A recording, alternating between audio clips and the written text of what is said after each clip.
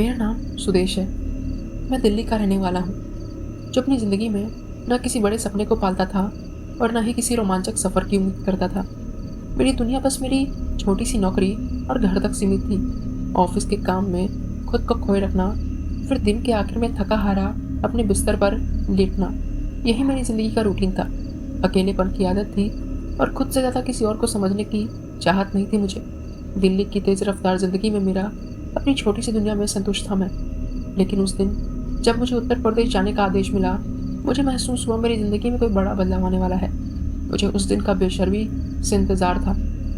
एक नए शहर, एक नए लोगों और नए अनुभव की सोच में मैं उत्साहित हो रहा था। दिल्ली से बाहर का यह सफ़र एक नई शुरुआत जैसा लग रहा था और फिर उस प्रोजेक्ट के लिए मेरे चयन ने तो जैसे मेरी उम्मीदों को और बढ़ा ही दिया था। मैंने अपनी सामान को पैक किया और ट्रेन का टिकट लिया और अपनी यात्रा पर निकल पड़ा। रास्ते में जिस तरह से दिल्ली की भागम-भाग और शोर-शराबा खत्म हो गया, मुझे महसूस हुआ जैसे मैं किसी दूसरी दुनिया में दाखिल हो गया हूँ। ट्रेन में सफ़र करते हुए मैंने देखा कि बाहर का दृश्य बदलने लगा। दिल्ली के आसपास के इलाके खत्म होते हैं। मैंने उन हरे-भरे खेतों और बेतरतीब रास्तों को देखा, जो बेहद शांत और सुरम्य लग रहे थे। लेकिन जैसे-जैसे ट्रेन उत्तर प्रदेश की ओर बढ़ रही थी, एक अजीब-सा सन्नाटा, एक गहरी खामोशी मुझे महसूस हो रही थी। ट्रेन की खिड़की से बाहर देखा तो जंगल और पहाड़ी इलाकों के दृश्य थे, जैसे किसी पुराने वीरान स्थान से गुजर रहा हो। घने पेड़, घास-फूस से ढकी ज़मीन और दूर-दूर तक फैले हुए खेत, सब कुछ अजीब-सा महसूस हो रहा था। कोई गहरी छाया इन जंगलों में बसी हुई थी। मैंने अपनी आँखों को झपकाते हुए सोचा, ये सब बस मेरी कल्पनाएँ हैं। कहीं कोई साया नहीं है, बस डर का असर है। लेकिन जब रात को मेरी आँखें बंद हुईं, तो मुझे कुछ और भी महसूस हुआ। हर बार जब मैं सोने की कोशिश करता, मुझे जैसे किसी की धीमी आवाज़ें सुनाई देती। एक मीठी गहरी आवाज़, जो किसी अपराजित महिला की लगती। वह जैसे मुझे पुकार रही हो। लेकिन मैं पलट कर देखता तो चारों ओर सन्नाटा था। ट्रेन का हिलना और ज़रा सी आवाज़ों का होना, जैसे यह सब मेरे दिमाग का खेल हो। फिर भी दिल में कुछ घबराहट थी। उत्तर प्रदेश में जब ट्रेन पहुंची तो मुझे वहाँ की हवा थोड़ी बेचैन कर रही थी। प्लेटफॉर्म से बाहर कदम रखते ही एक गहरा सन्नाटा था। एक अजीब सी चुप्पी थी वहाँ पर, जैसा गांव में नहीं होना चाहिए था। कि मैंने सुना था कि गांवों में सब खुश मिजाज होते हैं, एक दूसरे से बातें करते हैं, लेकिन यहाँ पर उसका बिल्कुल उल्टा था। यहाँ सबके चेहरे पर अजीब सी डर का माहौल था और सब चुप थे, कोई एक दूसरे से बात नहीं कर रहा था। मेरे कदम उसी रास्ते पर पड़े जहाँ मुझे जाना था। फिर एक अचानक बूढ़ी महिला मेरे सामने आ गई। उसकी झुर्री भरी चेहरे और आंखें जो चेहरे के अंदर चली गई थी, वह मेरे पास खड़ी हो गई आकर और बोली, तुम यहाँ क्यों आए हो बेटे? तुम जानते नहीं हो इस ज़मीन पर किसका बसेरा है? यह गांव बहुत पुराना है, तुम्हें नहीं पता। लेकिन यहाँ कुछ ऐसी चीज़ें हैं जिनका सामना तुम्हें नहीं करना चाहिए। मैंने हल्के से मुस्कुराते हुए कहा, बुआ कोई डर नहीं, मैं तो बस काम से आया हूँ। लेकिन उसकी आंखों में जो घबराहट थी, वह मेरे अंदर एक अजीब सी बेचैनी छोड़ गई। उसके वो आखिरी शब्द डाकिनी, जो मुझे डरा कर चले गए। मैंने पुराने और कई कहानियों और किस्सों में सुना था डाकिनी का जिक्र। वो एक महिला थी जो शायद अलौकिक शक्तियाँ रखती थी, पर खैर मैंने इसके बारे में ज़्यादा नहीं सोचा। यह तो बस उस बूढ़ी का बकवास था जो वो कर चली गई। मुझे इससे कोई फ़र्क नहीं पड़ता। लेकिन उस दिन के बाद शाम को जब मैं ऑफिस में काम कर रहा था, तो अचानक मुझे कमरे में किसी की कदमों की आवाज़ सुनाई दी। पलट कर देखा, लेकिन कमरे में कोई नहीं था। मेरा दिल तेज़ी से धड़कने लगा। क्या यह सब सचमुच मेरी गलती थी या फिर मुझे बस ऐसे ही महसूस हुआ हो? रात को जब मैंने बिस्तर पर लेट कर आंखें बंद की, तो अचानक खिड़की के बाहर एक साया नजर आया। वह हल्के से घूर रहा था मुझे, जैसे वह मुझे देखकर और मेरी तरफ आ रहा हो। लेकिन जब मैंने आंखें खोलकर देखा तो खिड़की से बाहर कोई नहीं था। एक गहरी शिहरन मेरे शरीर में पैदा हो गई। क्या यह उसी महिला का कहा सच था? यह वो कोई अदृश्य शक्ति थी? गांव में कुछ और लोग मिले थे जिन्होंने मुझे चेतावनी दी थी डाकिनी के बारे में। कहते थे डाकिनी सबको जाल में फंसाती है। कोई उसे देख नहीं सकता, लेकिन वो सबको देख सकती है। वो हर जगह मौजूद होती है और जब वह तुमसे जुड़ती है तो तुम्हें कहीं ना कहीं का नहीं रखती। मेरे दिमाग में बहुत सारे सवाल थे कि क्या ये सच है? क्या वो खतरनाक प्राणी हैं और क्या वो यहाँ रहती है? मेरी धड़कनें काफ़ी तेज होती थी जब मैं उसके बारे में सोचता था। यह सब मेरे लिए सामान्य नहीं था, क्योंकि मैं दिल्ली से आया था, जहाँ पर इन सब की बातें कभी नहीं हुई थी और मुझे कभी भी मेरे साथ ऐसी घटनाएं नहीं घटी थी। अब मुझे महसूस होने लगा था कि ज़मीन सिर्फ एक गांव नहीं था, बल्कि एक भूतिया जगह थी, जहाँ पुराने रहस्यों और आत्माओं का वास था, जैसे डाकिनी। उस रात के बाद से मेरी ज़िंदगी और भी बदतर हो गई। हर समय मुझे ऐसा लगता था जैसे कोई मुझे घूर रहा हो, जैसे मेरी आंखों के सामने कोई अदृश्य साया खड़ा हो। गांव की अजीब खामोशी और वहाँ के लोग की डरावनी चुप ने मुझे और भी घेर लिया था। मैं जैसे जैसे अपने काम में लगा, वैसे वैसे उस डर का एहसास गहरा होता गया। किसी भी पल मुझे लगता जैसे कुछ मेरे पास है, लेकिन जब मैं पलट कर देखता तो वहाँ कोई नहीं होता। अगली सुबह जब मैं ऑफिस जाने के लिए तैयार हो रहा था, तो गांव के बीचों बीच से गुजरते हुए मुझे फिर से वही महिला मिली। उसकी आंखों में पहले से ज़्यादा घबराहट थी। उसने मुझे देखते ही धीमी आवाज़ में कहा, तुम जानते नहीं हो बेटा, जब तक तुम यहाँ रहोगे ये खौफ तुम्हारे पीछे रहेगा। डाकिनी तुमसे बहुत करीब है, वह किसी भी वक्त तुम्हें अपने जाल में फंसा सकती है। तुम्हारी किस्मत अब उसके हाथ में है। मैंने उसे फिर से नज़रअंदाज करने की कोशिश की, लेकिन उसकी बातों का असर मुझ पर हो चुका था। डाकिनी, यह नाम मेरे दिमाग में बस चुका था और बार बार गूंज रहा था। गांव में कोई भी इस नाम को लेकर खुलकर बात नहीं करता था। जो भी थोड़ा बहुत बताता, उसका चेहरा घबराहट से भरा होता। लोग इस नाम से इतना डरते कि जैसे ये नाम नहीं, एक डर का नाम हो। एक दिन मैं गांव के मंदिर के पास से गुजर रहा था। तब मंदिर थोड़ा दूर और घना था, जैसे कहीं किसी दूसरी दुनिया में हो। मंदिर का वातावरण बहुत ही अजीब था। दरवाजे की लकड़ी घिस चुकी थी और वहाँ का सन्नाटा मेरे दिल की धड़कन को तेज कर रहा था। जैसे ही मैं अंदर गया, मुझे एक पुराना पंखा देखा जो हवा ना होने के बावजूद हिल रहा था। तभी अंदर से एक आवाज़ सुनाई दी, तुम यहाँ क्यों आए हो? मैं चौंक गया। यह आवाज़ किसी औरत की थी, लेकिन किसी ने मुझे देखा नहीं था। मैंने धीरे से पूछा, कौन है? जवाब नहीं मिला। मैंने कदम बढ़ाया, लेकिन जैसे ही मैं मंदिर के अंदर गया, वह आवाज़ फिर से गूंज उठी, तुम कभी नहीं भाग पाओगे। मुझे लगा शायद मंदिर का पुजारी हो सकता है, लेकिन जब मैंने बाहर जाकर देखा तो वहाँ कोई नहीं था। मेरा दिल धड़कते हुए जोर से बोल पड़ा, क्या वह डाकिनी है? मुझे समझ में नहीं आ रहा था, लेकिन मेरे मुंह से ये शब्द निकल गए थे, क्योंकि ये आवाज़ वही आवाज़ की तरह लग रही थी जो मैंने उस रात ट्रेन में सुनी थी, और कई बार मैंने इसे महसूस किया था अपने आसपास। मुझे समझ में नहीं आ रहा था कि मैं क्या करूं। मेरे मन में काफ़ी सवाल उठ रहे थे, लेकिन ये सवाल पूछने के समय नहीं था। मुझे वहाँ से भागना था, किसी की मदद मांगनी थी। सब लोग तो इससे खुद डरते थे, फिर मेरी मदद कौन करता? गांव के लोग तो मानते ही थे कि डाकिनी यहाँ से आसपास रहती है, लेकिन उनका डर मुझे और भी कंफ्यूज कर रहा था। जब मैं मंदिर से बाहर निकला तो एक आदमी जो मुझे पहले से ही जानता था मेरे पास आया। वह बहुत डरते हुए बोला, तुमने उस जगह क्या देखा? मुझे अंदाज़ा हो गया था कि वह मुझे डाकिनी के बारे में बता सकता है। क्या तुमने उस महिला के बारे में सुना है? मैंने धीरे से पूछा। वह आदमी कांपते हुए बोला, यहाँ किसी भी पुरुष या महिला के लिए अच्छा नहीं है जो उसकी पकड़ में आता है। वह किसी और दुनिया से आती है और उसकी आंखों में एक अजीब सी शक्ति होती है। उसके पास कई अलौकिक शक्तियाँ हैं। कभी भी उसके सामने जाओ तो जितनी जल्दी हो सके भाग जाना। उस आदमी ने मुझे बताया कि डाकिनी एक प्राचीन प्राणी है जो किसी भी इंसान की शक्ति को महसूस कर सकती है। उसे किसी के अंदर भय या कमजोरी का आभास हो जाता है और वह उसे अपने वश में कर लेती है। जब वह किसी को अपनी जाल में फंसाती है तो वह उसी व्यक्ति को अपनी इच्छाओं के तहत चला सकती है। वह प्राणी केवल रात के समय सक्रिय होता है और उसकी पहचान उस अजीब से चेहरे से की जा सकती है जो उसे बहुत दूर से ही दिखाई दे, लेकिन किसी के पास जाने पर वह अचानक गायब हो जाता है। यह सुनकर मेरी हालत और ख़राब हो गई। मैंने उन शब्दों को नकारने की कोशिश की, लेकिन जो अजीब घटनाएं मेरे साथ घट रही थी उनमें मैं इनकार नहीं कर पा रहा था।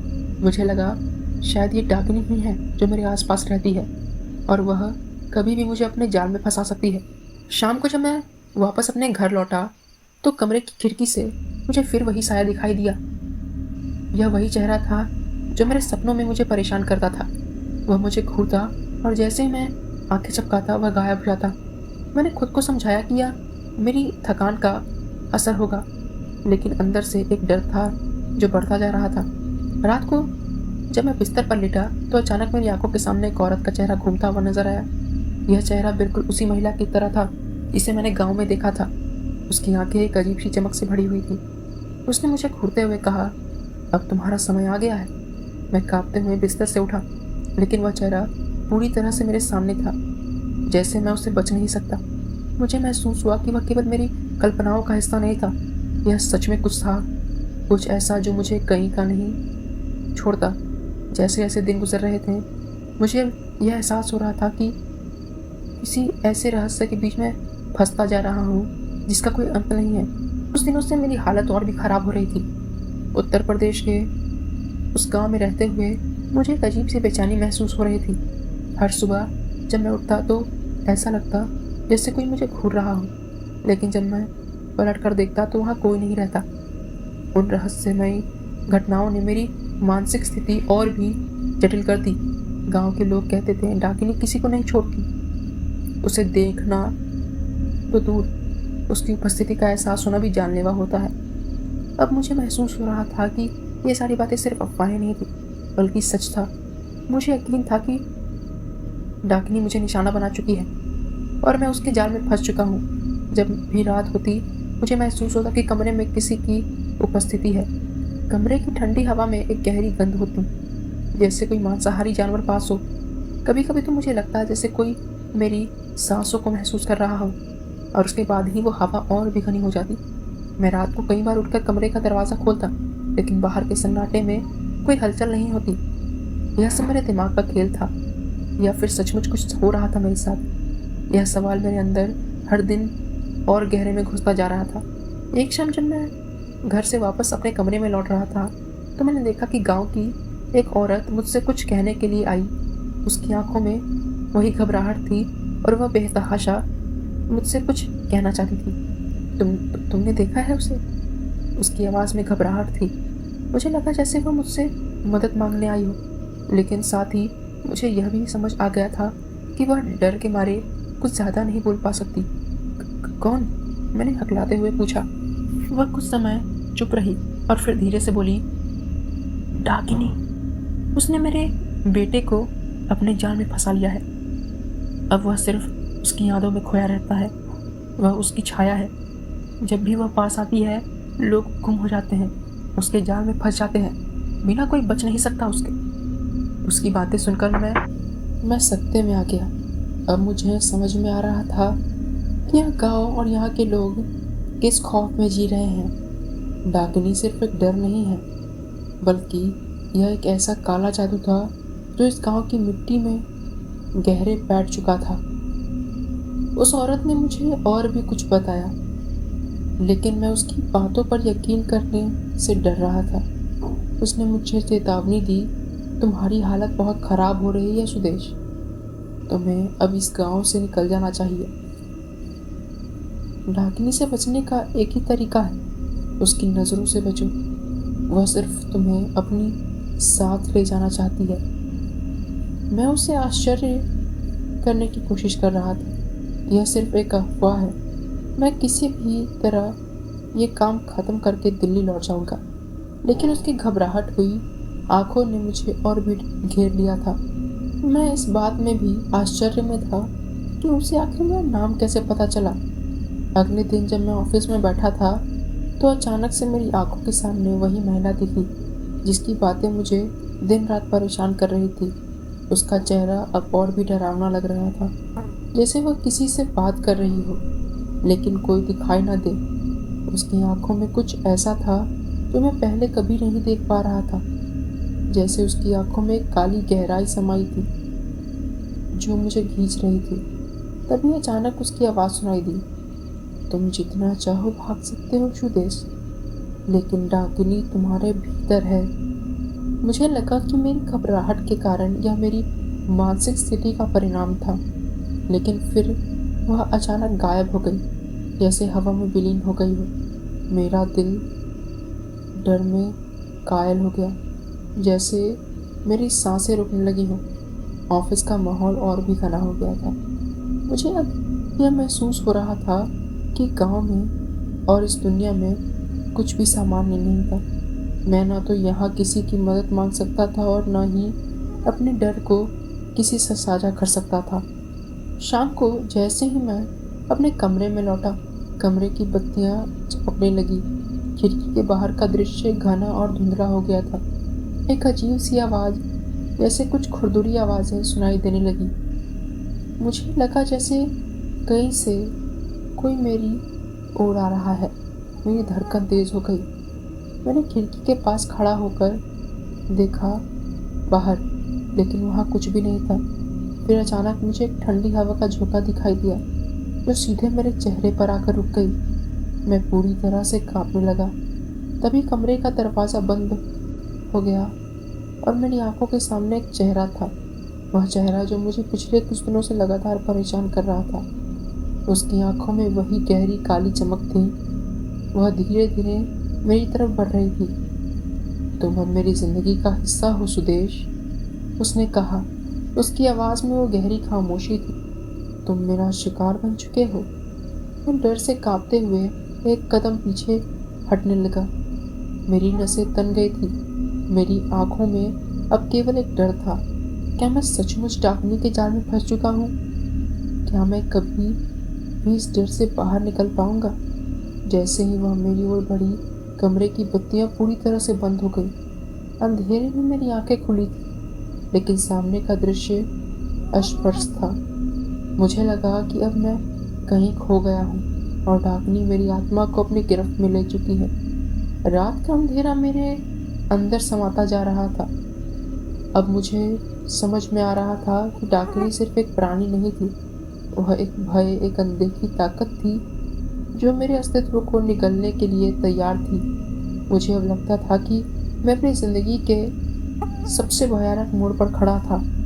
रात का अंधेरा अब मेरे लिए कुछ और ही मायने रखता था।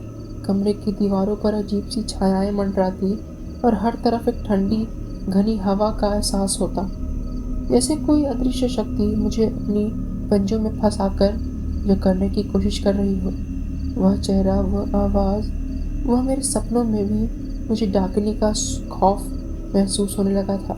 हर रात जैसे वह मेरे पास होती थी, मुझे महसूस होता कि वह मेरे भीतर समा चुकी है, मेरी आत्मा में, मेरी सांसों में। अगली सुबह जब मैंने आंखें खोली तो बिस्तर से उठते ही मुझे अचानक उस औरत की बातें याद आई। उसका डर, उसकी चेतावनियाँ, वह सब अब मेरे लिए किसी खौफनाक हकीकत से कम नहीं था। मुझे समझ में आ चुका था कि वह कोई अफवाह या मानसिक भ्रम नहीं था। कुछ गहरे और खतरनाक तरीके से डाकनी मुझे अपना शिकार बना रही थी। अब मेरा मन बहुत कमजोर हो चुका था और हर चीज मुझे डरावनी लगने लगी थी।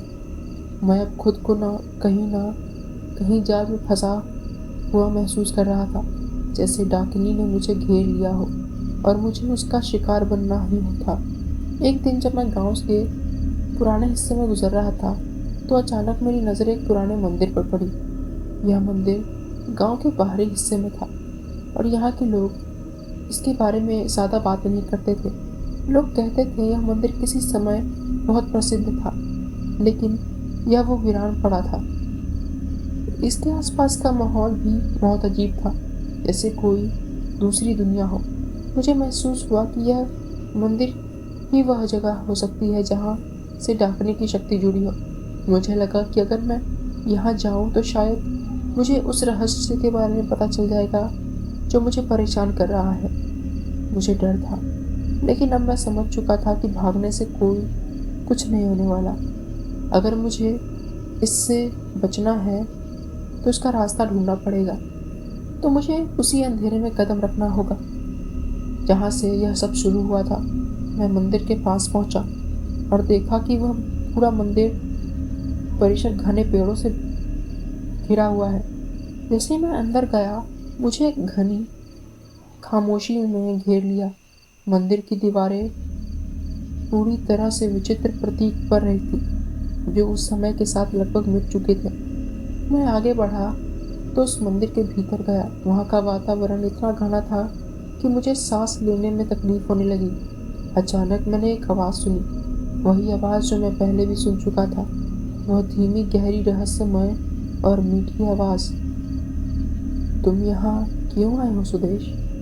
वह आवाज़ फिर से मेरे कानों में पड़ी। मुझे फिर से वह चेहरा याद आया। वो वही डाकिनी थी। वह मेरी सोच, मेरी भावना, मेरा श्वास तक में समाई हुई थी। वह बिल्कुल मेरे पास खड़ी थी, लेकिन मैंने उसे देखा नहीं। उसकी उपस्थिति हर जगह थी, हर कोने में। मैं चौंकते हुए मुड़ा, लेकिन वहाँ कोई नहीं था। लेकिन आश्चर्यजनक बात थी यह कि वो पहले वाले मंदिर में थी। क्या वो इस दूसरे मंदिर में भी रहती है? गांव में 2 मंदिर था और ये दूसरा मंदिर था जहां मैं आया था। लेकिन जवाब में मुझे बस सर्द हवा मिली और अजीब सी खामोशी। आश्चर्यजनक रूप से मंदिर के भीतर एक पतली सी रोशनी नजर आने लगी। वह रोशनी धीरे धीरे बढ़ने लगी, जैसे कोई छाया अब मेरे सामने आकर खड़ा हो गया हो। और फिर वही चेहरे और वही आंखें जो अब मुझे लगता था कि मेरी आत्मा में समा चुकी हैं, मेरे सामने उभर कर आ गई। उसकी आंखों में वही डर, वही भय था जो मैं पहले महसूस कर चुका था। वह हंसते हुए बोली, तुम क्यों डरते हो सुदेश? यह तुम्हारी किस्मत है। तुम्हें मेरे जाल में फंसना था और तुम फंस चुके हो। उसकी आवाज़ सुनकर मेरी नसों में सिहरन दौड़ गई। मुझे लगा कि अब मैं सिर्फ डाकनी का शिकार बन चुका हूँ। वह मुझे अपनी इच्छाओं से, अब वह मेरे साथ जो करना चाहती है कर सकती है। मेरा शरीर मानो उसकी हर एक बात सुनने के लिए बेकरार हो। मैंने गहरे मन में सोचा, क्या कोई तरीका है इससे बचने का? क्या मैं सच में डाकनी के जाल में बुरी तरह से फंस चुका हूँ? यही सवाल मेरे दिमाग में बार बार गूंज रहा था, लेकिन किसी भी जवाब नहीं मिली। तभी अचानक वह महिला जो मुझे पहले चेतावनी दे चुकी थी मेरे सामने आ खड़ी हुई। उसकी आंखों में घबराहट थी, लेकिन अब वह मुझसे सीधे तौर पर बात नहीं बोली। उसकी आंखों में कैसा दर्द था, जैसे वह मुझे बताना चाहती हो कि मैं बचने का कोई रास्ता नहीं ढूंढ पा रहा हूँ। तुम नहीं भाग सकते सुदेश, वह बोली। तुमने जो किया वह गलत था। डाकिनी ने तुम्हें पहचान लिया है और अब वह तुमसे कभी नहीं जाएगी। उसकी यह बात सुनकर मेरी आत्मा में एक गहरी खामोशी छा गई। अब मुझे सच में लगने लगा कि मैं अपने ज़िंदगी के बारे में किसी ऐसे मोड़ पर खड़ा हो चुका हूँ जहाँ से बचना नामुमकिन है। मैंने उस महिला से पूछा, क्या मैं कुछ कर सकता हूँ? क्या मुझे इससे बचने का कोई तरीका नहीं है? लेकिन वह बस चुपचाप खड़ी रही। फिर अचानक मुझे याद आया, गांव के एक बुजुर्ग आदमी ने मुझे बताया था कि डाकनी अपने जाल में फंसने से बचने का एक तरीका है, लेकिन वह तरीका बहुत ही खतरनाक था। उसे तब तक खारिज किया था, लेकिन अब मुझे लगा कि मुझे उसी रास्ते पर चलना होगा। वह बुजुर्ग आदमी ने कहा था कि डाकनी को हराने का एकमात्र तरीका है उसकी आंखों में देखना और उसका सामना करना, लेकिन इसका परिणाम बहुत गंभीर हो सकता है। कुछ लोग अपनी जान तक गंवा बैठे थे, लेकिन अगर मुझे बचना था तो मुझे यही करना होगा। उस खतरे को मोल लेना चाहते हो? अब मेरा मन पूरी तरह से तय हो चुका था।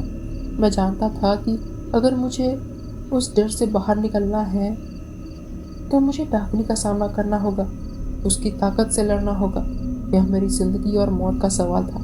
लेकिन जैसे ही मैंने मंदिर से बाहर कदम रखा, मुझे महसूस हुआ कि डाकनी हर जगह है। वह मेरे पीछे आ रही थी। अब वह सिर्फ डर नहीं था, वह सच था। वह मेरे साथ थी और वही उसकी पकड़ मजबूत हो चुकी थी। गांव में बिताए गए अब मेरी जिंदगी के सबसे बुरे दिनों की तरह याद आते थे। डाकनी के आतंक ने मुझे पूरी तरह से जकड़ लिया था। मुझे लगने लगा था कि वह मेरे जीवन का अंत है।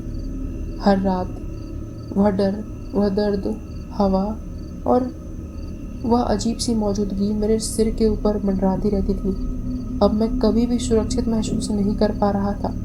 लेकिन उस दिन गांव के एक बुजुर्ग ने मुझे एक उम्मीद दी, जो शायद मेरी उम्मीद थी। वह बुजुर्ग बहुत ही समझदार और शांत स्वभाव का था, और वह अक्सर गांव के बच्चों को पुराने किस्से और धर्म से जुड़ी बातें सुनाया करता था। एक दिन जब मैं बहुत ही बिखरा हुआ और थका हुआ था, मैंने उससे बातें की और अपनी सारी परेशानियां बताई। उसकी आंखों में गहरी चिंता थी और वह चुपचाप मेरी बातें सुन रहा था। तुमने जिस चीज़ का सामना किया है वह कोई साधारण भूत प्रेत नहीं है सुरेश, उसने कहा। यह डाकिनी एक प्राचीन और खतरनाक शक्ति है, और तुम्हें यह समझना होगा कि उसका सामना सिर्फ और सिर्फ एक तरीका से किया जा सकता है। क्या तरीका है उसका? मैंने उत्सुकता से पूछा, क्योंकि मैं अब किसी भी हल में तैयार था। उसने मुझे एक साधु के बारे में बताया, जो बहुत दूर एक जंगल के भीतर एक गुफा में रहते थे। वह साधु बाबा इस प्रकार की शक्तियों का सामना कर चुके थे, और उसकी विद्या से कई लोग बच चुके थे। अब मुझे यकीन दिलाने की कोशिश कर रहे थे कि यदि मैं उस बाबा से मिलकर उसकी मदद लूं, वह मुझे यकीन दिला रहे थे कि अगर मैं उनसे मिलकर उनकी मदद लूं तो शायद मैं डाकनी को हराने में सफल हो सकता हूँ। उन्होंने एक बात और कही थी कि डाकनी को एक तांत्रिक हरा सकता है, एक तांत्रिक जो बहुत बड़ी सिद्धि को हासिल कर चुका हो। अब मेरे पास कोई और रास्ता नहीं था। अगर मुझे बचना था तो मुझे उसी रास्ते पर चलना था जो वह साधु बाबा दिखा रहे थे। मैंने अपनी सारी हिम्मत जुटाई और उस बाबा के पास जाने का निर्णय लिया। अगले दिन सुबह उठकर जल्दी मैं जंगल की ओर चल पड़ा। रास्ता बहुत कठिन था और जंगल के भीतर एक अजीब सी खामोशी छाई हुई थी। पेड़ बहुत घने थे और मुझे लगता था कि जैसे कोई अदृश्य शक्ति मेरे साथ चल रही हो। जंगल में कई किलोमीटर पैदल चलने के बाद मुझे वह गुफा मिल गई जहाँ वो साधु बाबा रहते थे।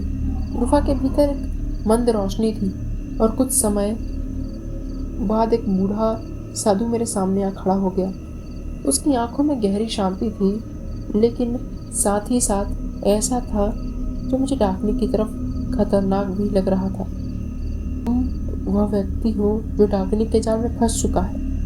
उसने अपनी गहरी आंखों से पूछा।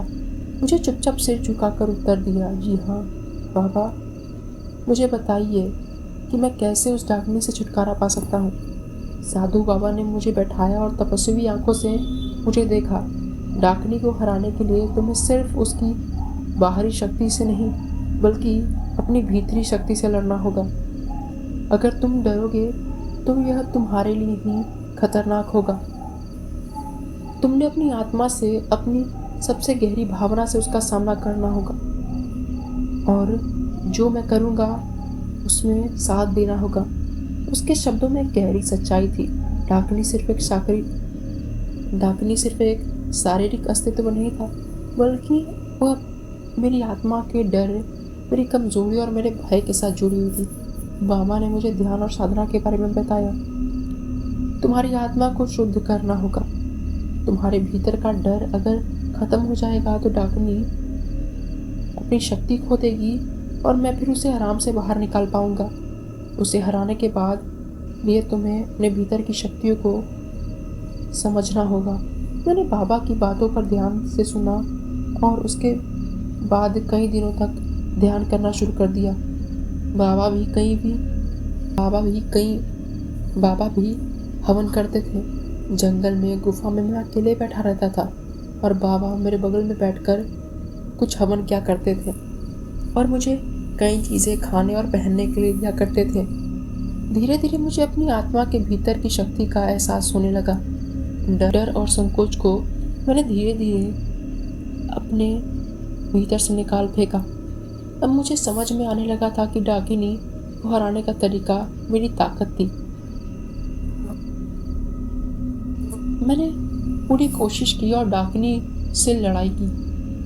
डाकिनी एक काले से कमरे में बैठी हुई थी, एक काला धुआं जो मेरे मन में बसा हुआ था।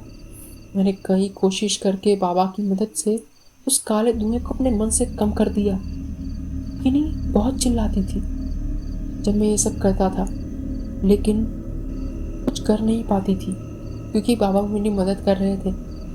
कुछ दिनों तक ऐसा करने के बाद डाकनी की शक्तियाँ अब मेरे ऊपर से खत्म हो रही थी। फिर बाबा का काम था। बाबा ने उस डाकनी को मेरे शरीर से अपनी बाबा ने तंत्र साधना से उस डाकनी को मेरे शरीर से बाहर निकाला और उसे एक शीशी में कैद कर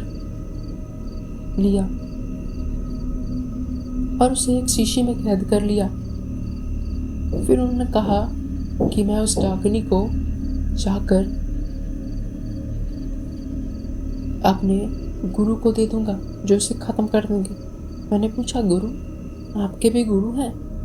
उन्होंने कहा, हाँ, मेरे गुरु जो यहाँ नहीं रहते, वो हिमाचल में अपनी तपस्या करते हैं और वो मुझसे बहुत ज़्यादा सिद्ध हैं।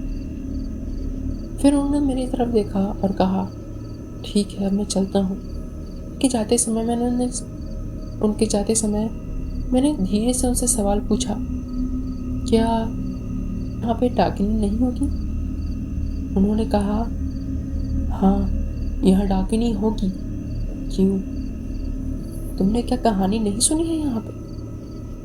मैंने कहा, नहीं, मैं तुम्हें सुनाता हूँ असली कहानी। यहाँ पे करीब सदियों पहले जो मंदिर तुम देख रहे हो, 2 मंदिर गांव के उत्तर और पश्चिम इलाके में, वो दोनों मंदिर भगवान शिव का मंदिर है, जहाँ पर एक तांत्रिक तपस्या करता था। वो तांत्रिक अत्यंत ताकतवर होने के लिए डाकिनी को सिद्ध करना चाहता था और कई साधनाएं करता था। उसने एक नहीं बल्कि सैकड़ों डाकनियों को सिद्ध कर लिया था और उन सारी डाकनियों को उस महादेव के मंदिर में रखता था। और धीरे धीरे उसने उस मंदिर में से भगवान की मूर्ति हटा दी और लोगों को ये बातें पसंद नहीं आई कि वो उनके मंदिर को बर्बाद कर रहा है। फिर एक दिन लोगों ने मिलकर उसे वहाँ से भगा दिया, लेकिन वो डाकनियाँ उस मंदिर में थी, वो वहीं पर बस गई। लेकिन वो मंदिर अब मंदिर नहीं रहा क्योंकि जहाँ पर भगवान की प्रतिमा ना हो वहाँ पर मंदिर कैसा। अब वो बस एक खंडहर बन चुका है जो डाकनियों का वास है। और तुम्हारा तो सामना बस एक डाकनी से हुआ है, वहाँ पर और ज़्यादा सैकड़ों डाकनियाँ अभी भी रहती हैं और किसी को नहीं पता कि उन डाकनियों का मालिक, उन डाकनियों का सिद्धिकार, वो तांत्रिक कहाँ गया। ये बात सुनकर मैं डर गया। मैं एक डाकनी से सामना नहीं कर सका और वहाँ पर सैकड़ों डाकनियाँ रहती हैं। कहा कि जो डाकनी का सामना तुमने किया है वो तो उन डाकनियों में भी कमज़ोर है, क्योंकि उन डाकनियों की भी एक रानी होती है और डाकनियों के पास भी अलग अलग शक्तियाँ होती हैं, अलग अलग सिद्धियाँ होती हैं जो वो अपने साधक को देती है। लेकिन खैर, उन्होंने मुझे ज़्यादा उस बारे में नहीं बताया और कहा कि तुम अब जितनी जल्दी हो सके यहाँ से चले जाओ।